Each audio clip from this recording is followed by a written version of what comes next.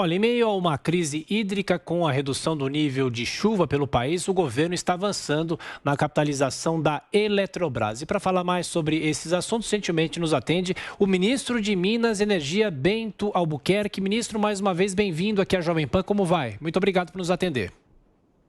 Bom dia a todos. É um prazer estar aqui com vocês. Bom, ministro, acho que a pergunta que o senhor tem mais respondido nesses últimos dias, inclusive o senhor participou na semana passada de uma audiência no Congresso Nacional sobre risco ou não de apagão aqui no Brasil. Nós que vivemos o apagão do início dos anos 2000, a gente fica preocupado, obviamente, com essa possibilidade. O que o governo está fazendo para garantir que isso não aconteça nesse segundo semestre aqui no país? Bom, primeiro, nós não trabalhamos com a hipótese de racionamento ou mesmo apagão.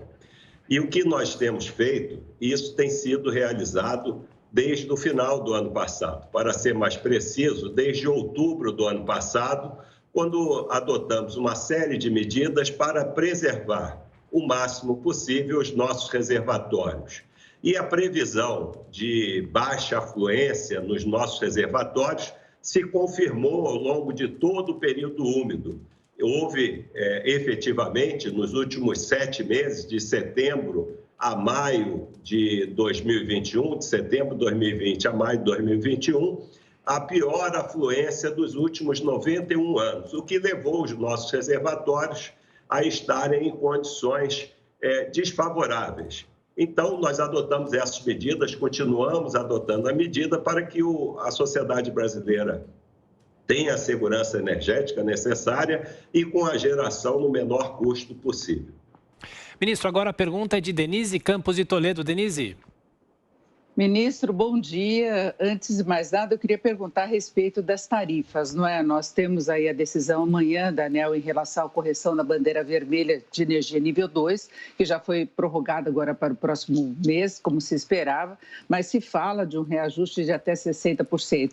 Eu queria saber se o governo conta com algum racionamento via custos, porque é claro que pesa no orçamento das famílias, pesa também no orçamento das empresas, se pensar num reajuste dessa magnitude, sendo que a energia já vem em alta. E um outro ponto que eu queria falar, como é que o Ministério está lidando com a questão da menor vazão em algumas áreas, alguns reservatórios, para exatamente garantir um suporte às usinas hidrelétricas, mas tem consequências até em hotelaria, na agricultura, que depende de irrigação, uma série de setores afetados. Então, são duas questões.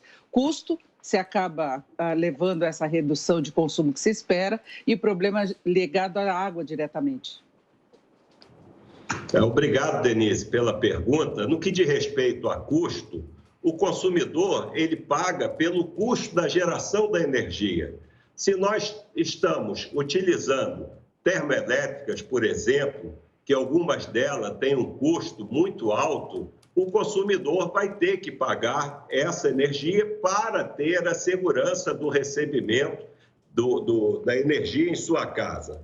Então, o custo que a ANEEL, que é responsável pelas tarifas, vai determinar é exatamente baseado no custo da geração. Nós estamos tendo que despachar usinas mais caras porque os nossos reservatórios das usinas hidrelétricas estão num nível baixo.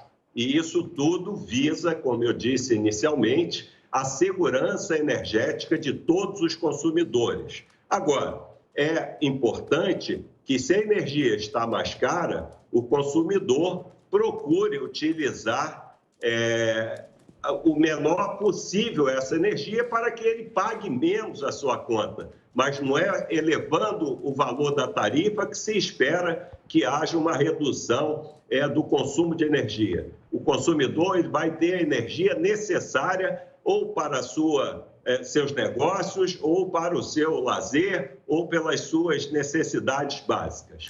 No que diz respeito ao... Pois não. No que diz respeito aos No que diz respeito aos reservatórios, os reservatórios eles estão sendo mantidos, a geração hidrelétrica tem sido menor e o uso múltiplo das águas está sendo controlado para que todos tenham acesso.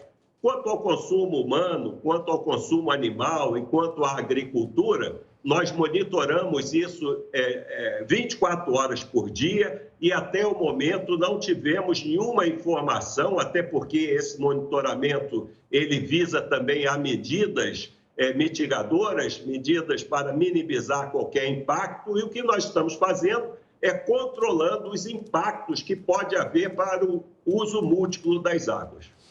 Ministro, agora a pergunta de Brasília, José Maria Trindade. Zé Maria. Perfeito. Muito bom dia, ministro. O senhor mesmo me disse que o consumo de energia está subindo, está em alta, né? Isso indica que é uma recuperação da atividade econômica, né? Uma dificuldade aí.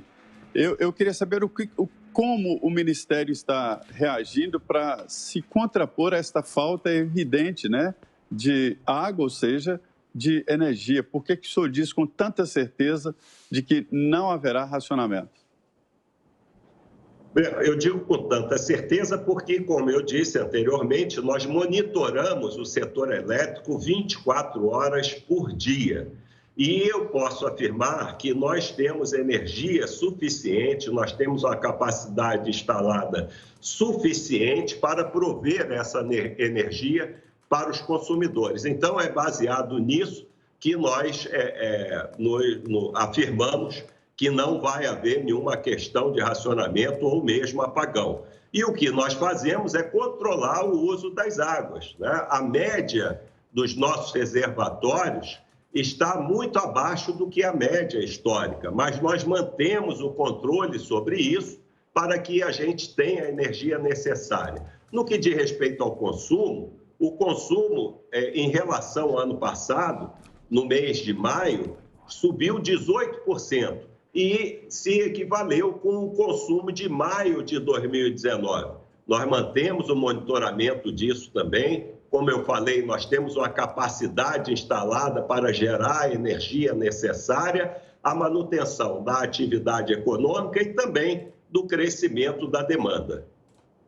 E, ministro, o que o governo pode fazer para, ao contrário da tendência que se segue nesse momento, para o consumo, o gasto com a energia ser mais barato para o brasileiro? Inclusive, a gente tem acompanhado notícias também de muitas reclamações de cobranças indevidas nas contas, especialmente de luz.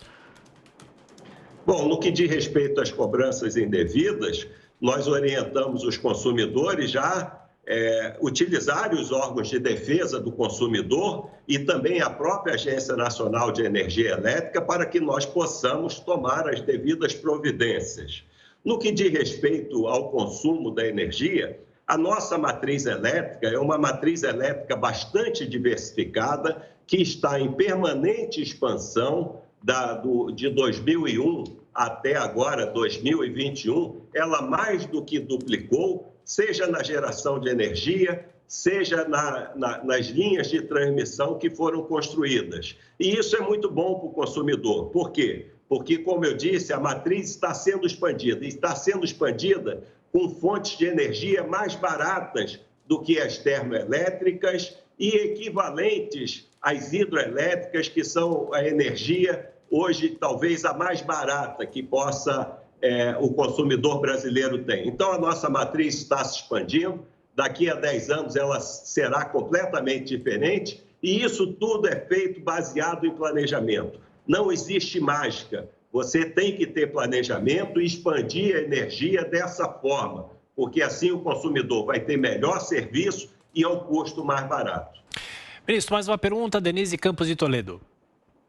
Agora, ministro, nós tivemos recentemente a aprovação do projeto da MP de privatização da Eletrobras, né? O senhor fala em planejamento de longo prazo, agora ficou um mal-estar no setor energético em relação a algumas coisas que foram agregadas a esse projeto. A privatização, tudo bem, deve dar fôlego financeiro à Eletrobras, mas algumas obrigatoriedades que foram incluídas nesse projeto em relação às termoelétricas, por exemplo, que a gente sabe que são importantes, mas os locais que obrigatoriamente elas deverão ser instaladas, depois a instalação de gasodutos, enfim, se coloca algumas determinações de investimento que podem encarecer para quem for participar da iniciativa privada. E se vende muito a ideia que essa MP, que é a capitalização da Eletrobras, possa ajudar nessa crise. E a gente sabe que tem um tempo de maturação para todos os projetos. Primeiro tem que acontecer a capitalização, que deve ser no ano que vem. Eu queria saber como é que o Ministério viu essa formatação que foi dada, de coisas que foram incluídas que, na verdade, mexem com o setor energético como um todo, indo além do que se esperava, que era a capitalização da Eletrobras e essa captação de recursos pelo governo com ampliação de investimentos? Bom, nós vemos com muito otimismo essa medida provisória da Eletrobras. No que diz respeito às termoelétricas, eu gostaria de tranquilizar a todos. As termoelétricas, elas estão previstas no nosso plano decenal de expansão de energia. Na realidade, o plano, ele aponta para uma expansão de 15 gigawatts na geração termoelétrica a gás natural. E a medida provisória contempla 8 gigawatts. E, como você colocou, ela realmente definiu algumas áreas. Mas esses empreendimentos, eles têm um valor teto e eles só serão realizados se estiverem dentro do valor teto, que não onera o consumidor, muito pelo contrário, diminui o custo da geração e se for economicamente viável. Então, não há preocupação em relação a esses investimentos. No que diz respeito à capitalização propriamente dita da Eletrobras, o consumidor brasileiro já vai começar a receber benefícios a partir da capitalização, como você muito bem colocou, que deverá ser realizada no primeiro trimestre do ano que vem, de 2022.